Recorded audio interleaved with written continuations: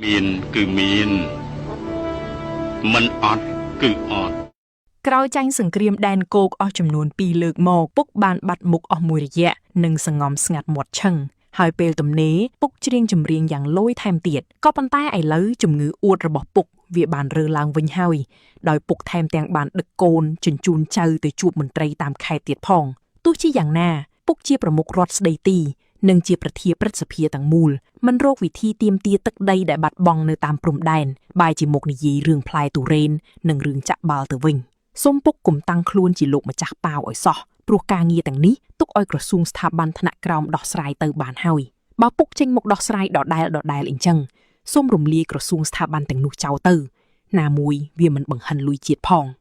មួយវិញទៀតពុកនិយាយថាការដែលពុកនាំកូននាំចៅទៅជួបមន្ត្រីតាមខេត្តនោះគឺដើម្បីឲ្យពួកគេរៀនសូត្រពីការងារដែលពុកហៅថាជាសាលាអនុវត្តជាក់ស្ដែងហើយមិនមាននៅក្នុងសាលានោះហើយពុកកូនសុំទៅចោះកូនពៅរបស់ពុកដែលមានក្បាលទំពេកនោះមានតំណែងធំពី3នាក់ឯងគាត់គឺជាឧបនាយករដ្ឋមន្ត្រីជារដ្ឋមន្ត្រីក្រសួងមុខងារសាធារណៈនិងជាប្រធានសម្ព័ន្ធយុវជនផងអ៊ីចឹង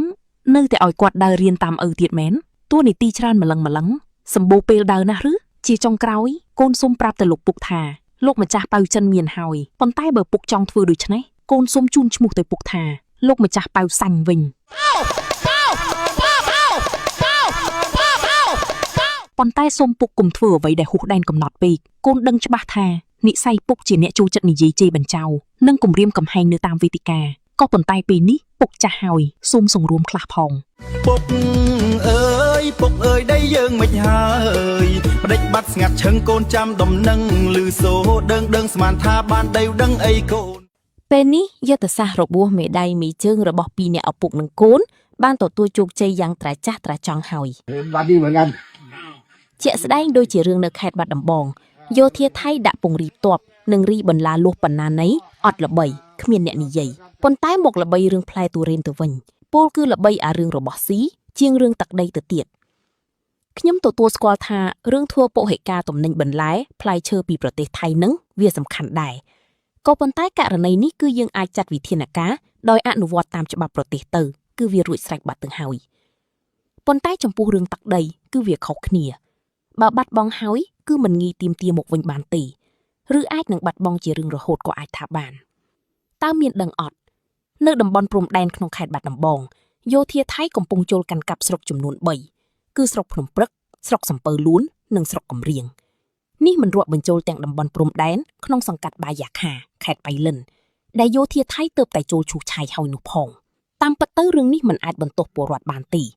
ព្រោះនៅក្នុងសង្គមដែលគ្រប់គ្រងដោយក្រុមយក្សពាក់មុខទេវតានេះវាពោពេញដោយការពង្វាក់ប្រជាពិធដ្ឋធ្វើឲ្យវង្វេងស្មារតីគិតអ្វីក៏លែងដឹង